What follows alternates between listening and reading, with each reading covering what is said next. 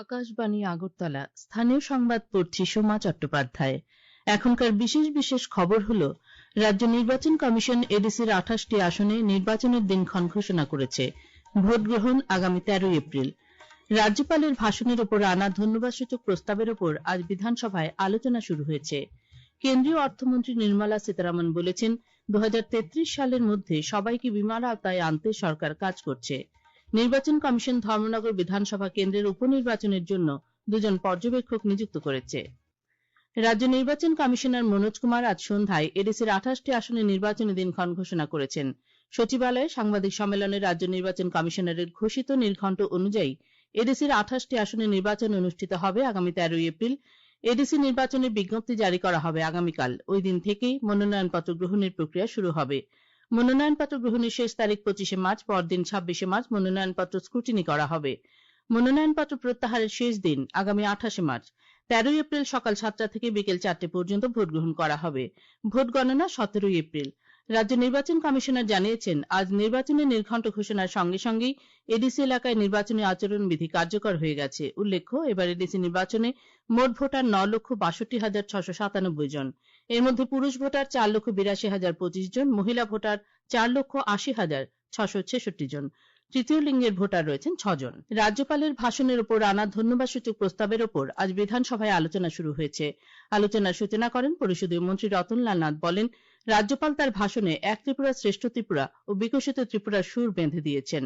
রাজ্য সরকারের বিভিন্ন দপ্তরের উন্নয়নমূলক কাজকর্মের তথ্য বিস্তারিত তুলে ধরে পরিষদীয় মন্ত্রী বলেন, খেলাধুলা, সংস্কৃতি সহ নানা ক্ষেত্রে রাজ্যের ছেলেমেয়েরা এগিয়ে যাচ্ছে। বিধায়ক তফাজ্জল হোসেনও রাজ্যপালের ভাষণের প্রশংসা করে বক্তব্য রাখেন। রাজ্যপালের ভাষণের ধন্যবাদসূচক প্রস্তাবের উপর আজ বিধানসভায় আলোচনা করতে গিয়ে বিরোধী দলনেতা জিতেন্দ্র চৌধুরী বলেন, রাজ্যপালের ভাষণে রাজ্যের মূল সমস্যাগুলি প্রতিফলিত হয়নি। রাজ্যের আইন শৃঙ্খলার উন্নতি হয়েছে দাবি করে রাজ্যপাল যে পরিসংখ্যান দিয়েছেন তার সঙ্গে বাস্তবে কোনো মিল নেই। বিরোধী দলনেতা শ্রী চৌধুরী আরও অভিযোগ করেন, বিগত 1 বছরে মহিলাদের বিরুদ্ধে 667টি অপরাধের ঘটনা ঘটলেও একজন অপরাধীও শাস্তি পায়নি। বিধায়ক বিরোজিত সিনহা, নির্মল বিশ্বাস প্রমুখ আজ বিধানসভায় রাজ্যপালের ভাষণের উপর ধন্যবাদসূচক প্রস্তাব রাখেন। বিদ্যুৎ মন্ত্রী রতনলাল নাথ আজ বিধানসভায় জানিয়েছেন, প্রধানমন্ত্রী সূর্যঘর মুফত বিজলি যোজনায় চলতি বছরের ফেব্রুয়ারি মাস পর্যন্ত রাজ্যে মোট 2,338টি ঘরে সোলার প্যানেল স্থাপন করা হয়েছে। বিধায়ক অশোক চন্দ্র মিত্রের এক প্রশ্নের উত্তরে তিনি একথা জানান।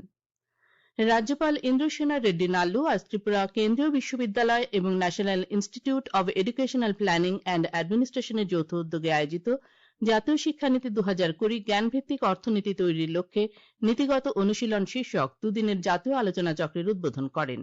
বিশ্ববিদ্যালয়ের এমবিবি শতবার্ষিকী ভবনে আয়োজিত কর্মসূচিতে রাজ্যপাল বলেন, এই সেমিনার জাতীয় শিক্ষানীতি 2020 বাস্তবায়নের বর্তমান অবস্থা পর্যালোচনা করবে এবং আমাদের অঞ্চলের উচ্চশিক্ষা প্রতিষ্ঠানগুলি থেকে উঠে আসা সেরা অনুশীলনগুলিকে চিহ্নিত করবে। শিক্ষাক্ষেত্রে ডিজিটাল এবং উন্নত এআই প্রযুক্তির, বিশেষ করে রোবোটিক্সের অন্তর্ভুক্তি একই সাথে একটি রোমাঞ্চকর সুযোগ এবং বড় চ্যালেঞ্জ বলে তিনি মন্তব্য করেন। অনুষ্ঠানে ত্রিপুরা বিশ্ববিদ্যালয়ের উপাচার্য অধ্যাপক Shyamal Das, national institute of educational planning and অ্যাডমিনিস্ট্রেশনের অধ্যাপক ভি গুপ্তা প্রমুখ বক্তব্য রাখেন। 59টি জেলাতে রান্নার গ্যাস ও পেট্রোল এবং ডিজেলের কোনো সংকট নেই, পর্যাপ্ত পরিমাণে মজুত রয়েছে। আজ কৈলাসহরে এক সাংবাদিক সম্মেলনে একথা জানিয়েছেন জেলাশাসক তমাল মজুমদার। তিনি বলেন, কৃত্রিম সংকট ও কালোবাজারের চেষ্টা হলে প্রশাসন কড়া পদক্ষেপ গ্রহণ করবে। ভারত সরকারের ন্যাশনাল ক্যারিয়ার সার্ভিস প্রকল্পের আওতায় রাজ্যের model career centre, district employment exchange আগরতলার ব্যবস্থাপনায় আজ আগরতলা শ্রম ভবনে জব ফেয়ার অনুষ্ঠিত হয়। 6টি চাকরি প্রদানকারী সংস্থায় 178টি পদে নিয়োগের জন্য আজ চাকরি প্রার্থীদের সাক্ষাৎকার নেওয়া হয়। প্রদেশ কংগ্রেস সভাপতি আশিস কুমার সাহা আজ আগরতলায় এক সাংবাদিক সম্মেলনে 2026-27 অর্থ বছরের রাজ্য বাজেটের সমালোচনা করেন। তিনি অভিযোগ করেন, এবারের রাজ্য বাজেটে রাজ্যের উন্নয়নের জন্য কার্যকর কোনো দিক নির্দেশনা নেই। বেকার যুবক যুবতীদের জন্য নতুন করে কর্মসংস্থানের কোনো সুস্পষ্ট পরিকল্পনা বা সুযোগ রাখা হয়নি। সাংবাদিক সম্মেলনে উপস্থিত ছিলেন প্রদেশ কংগ্রেস মুখপাত্র প্রবীর চক্রবর্তী। আপনারা এই খবর শুনছেন আকাশবাণীর আগরতলা কেন্দ্র থেকে। আকাশবাণী সংবাদের আপডেট পেতে লগ ইন করুন www.newsonair.com এবং নিউজ অন এআইআর অ্যাপ এবং টুইটার ও ফেসবুক প্ল্যাটফর্মে এআইআর নিউজ অ্যালার্টসে। ইউটিউবে লক্ষ্য করুন নিউজ অন এআইআর অফিসিয়ালে।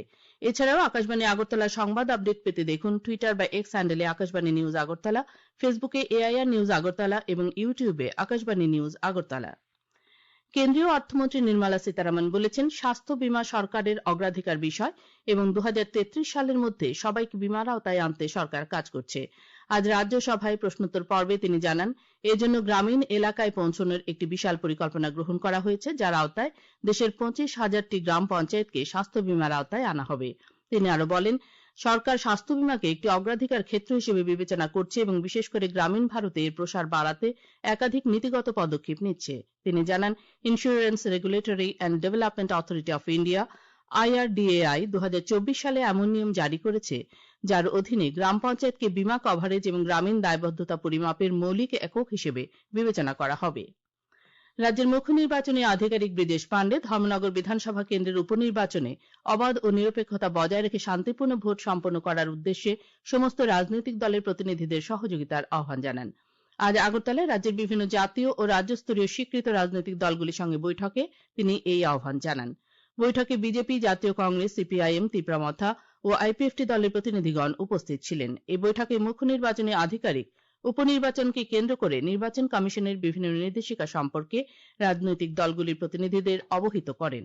উত্তর ত্রিপুরার জেলাশাসক চাঁদনী চন্দ্রন আজ ধর্মনগরে এক সাংবাদিক সম্মেলনে ধর্মনগর বিধানসভা কেন্দ্রের উপনির্বাচনের প্রস্তুতি নিয়ে সাংবাদিকদের বিস্তারিত অবহিত করেন।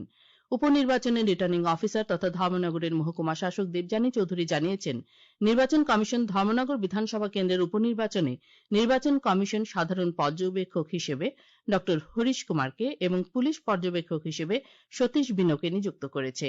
জেলা পুলিশ সুপার অভিনাশ রায় জানান, অবাধ এবং শান্তিপূর্ণভাবে নির্বাচন সম্পন্ন করতে আরক্ষা প্রশাসনের পক্ষ থেকে সব ধরনের পদক্ষেপ গ্রহণ করা হবে। ঊনকোটি জেলা সদর কৈলাসহরে আজ বারুণী স্নান উৎসব ও মেলা অনুষ্ঠিত হয়। কৈলাসহরের মনু নদী তীরবর্তী শতরূপা ঘাটে পূজার্চনা করে শত শত পুণ্যার্থী মনু নদীতে পুণ্য অবগাহন করেন। অনেকেই পিতৃপুরুষের উদ্দেশ্যে তর্পণ ও পিণ্ডদান করেন। বারুণী স্নান উপলক্ষে আয়োজিত এক আলোচনা চক্রে বক্তব্য রাখেন ঊনকোটি জেলা পরিষদের সভাধিপতি অমলেন্দু দাস, কৈলাসহর পুর পরিষদের চেয়ারপারসন চপলা রানী দেবরায় প্রমুখ। ONGC লিমিটেডের সহায়তায় ত্রিপুরা মহিলা কমিশন আজ আগরতলার সুকান্ত একাডেমিতে এক অনুষ্ঠানে 120 জন মহিলাকে সেলাই মেশিন প্রদান করে।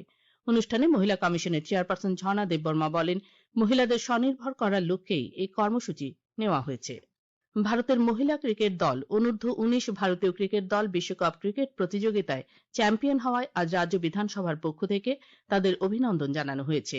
এই অভিনন্দন বার্তায় বলা হয়েছে, তিনটি ক্ষেত্রেই ভারতীয় ক্রিকেটাররা অসামান্য নৈপুণ্য দেখানোয় খেলাধুলার জগতে ভারতের সম্মান আরও বৃদ্ধি পেয়েছে। রাজ্য বিধানসভার ভারপ্রাপ্ত অধ্যক্ষ রামপ্রসাদ পাল অভিনন্দন বার্তা পড়ে শোনান। আবহাওয়া, আগামী 24 ঘন্টায় রাজ্যের সবকটি জেলায় ঘন্টায় 30 থেকে 40 কিলোমিটার বেগে ঝোড়ো হাওয়া সহ বৃষ্টির সতর্কতা জারি করেছে আবহাওয়া দপ্তর। আজ দিনের সর্বোচ্চ তাপমাত্রা ছিল 32.5 ডিগ্রি সেলসিয়াস এবং সর্বনিম্ন 19.5 ডিগ্রি সেলসিয়াস। আগামীকাল দিনের সর্বোচ্চ তাপমাত্রা 25 ডিগ্রি সেলসিয়াস এবং সর্বনিম্ন 19 ডিগ্রি সেলসিয়াসের কাছাকাছি থাকতে পারে। শেষ করার আগে খবরের বিশেষ বিশেষ অংশগুলো আরেকবার পড়ছি। রাজ্য নির্বাচন কমিশন এডিসির 28টি আসনে নির্বাচনের দিনক্ষণ ঘোষণা করেছে। ভোট গ্রহণ আগামী 13 এপ্রিল। রাজ্যপালের ভাষণের উপর আনা ধন্যবাদ সূচক প্রস্তাবের উপর আজ বিধানসভায় আলোচনা শুরু হয়েছে। কেন্দ্রীয় অর্থমন্ত্রী নির্মলা সীতারামন বলেছেন, 2033 সালের মধ্যে সবাইকে বীমার আওতায় আনতে সরকার কাজ করছে। নির্বাচন কমিশন ধর্মনগর বিধানসভা কেন্দ্রের উপনির্বাচনের জন্য 2 জন পর্যবেক্ষক নিযুক্ত করেছে। স্থানীয় সংবাদ আজকের মতো শেষ হলো। পরবর্তী বাংলা স্থানীয় সংবাদ প্রচারিত হবে আগামীকাল সকাল 7:35 মিনিটে।